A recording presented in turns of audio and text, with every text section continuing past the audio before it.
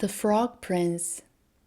One fine evening, a young princess went into a wood and sat down by the side of a cool spring of water.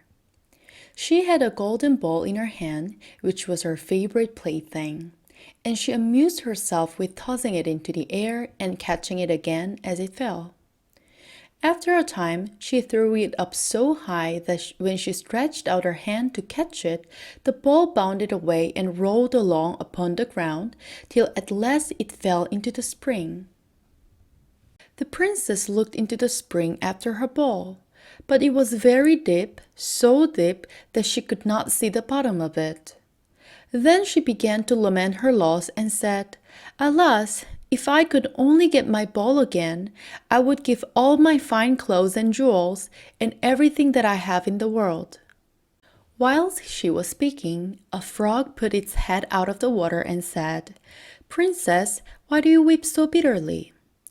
"Alas," said she, "what can you do for me, you nasty frog? My golden ball has fallen into the spring." The frog said, "I want not your pearls and jewels and fine clothes, but if you will love me and let me live with you, and eat from your little golden plate, and sleep upon your little bed, I will bring you your bowl again."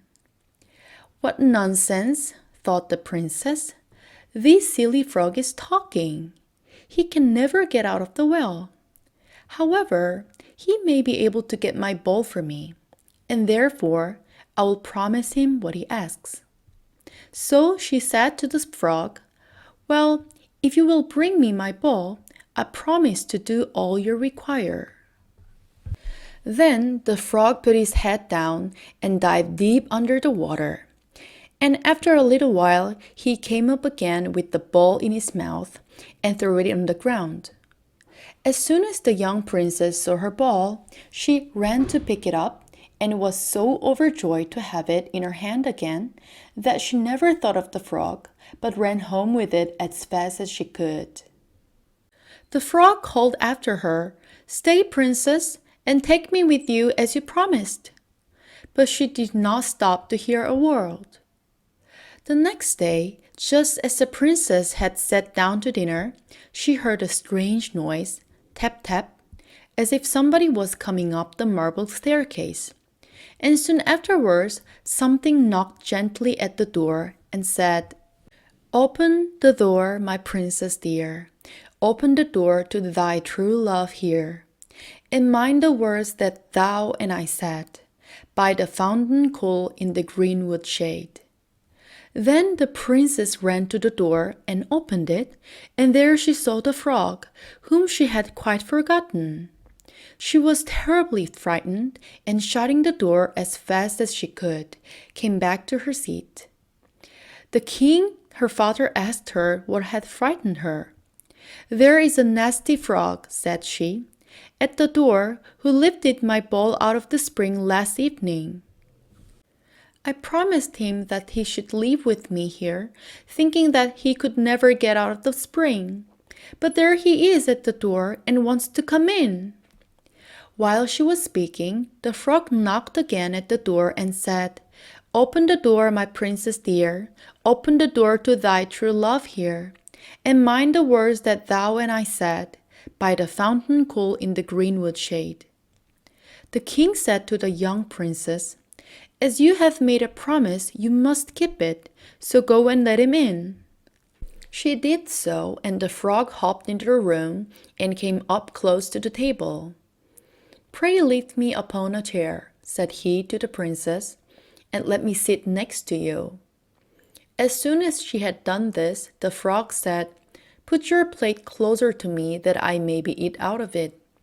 This she did, and when he had eaten as much as he could, he said, "Now I am tired. Carry me upstairs and put me into your little bed." And the princess took him up in her hand and put him upon the pillow of her own little bed, where he slept all night long. But she was mistaken, for when night came again, she heard the same tapping at the door, and when she opened it, the frog came in and slept upon her pillow as before till the morning broke. And the third night he did the same. But when the princess awoke on the following morning, she was astonished to see, instead of the frog, a handsome prince gazing on her with the most beautiful eyes that ever were seen, and standing at the head of her bed. He told that he had been enchanted by a malicious fairy who had changed him into the form of a frog, in which he was fated to remain till some princess should take him out of the spring and let him sleep upon her bed for 3 nights. You, said the prince, have broken this cruel charm, and now I have nothing to wish for but that you should go with me into my father's kingdom, where I will marry you, and love you as long as you live. The young princess, you may be sure, was not long in her giving her consent, and as they spoke, a splendid carriage drove up with 8 beautiful horses decked with plumes of feathers and golden harness, and behind rode the prince's servant, the faithful Henry, who had bewailed the misfortune of his dear master so long and bitterly that his heart had well nigh burst.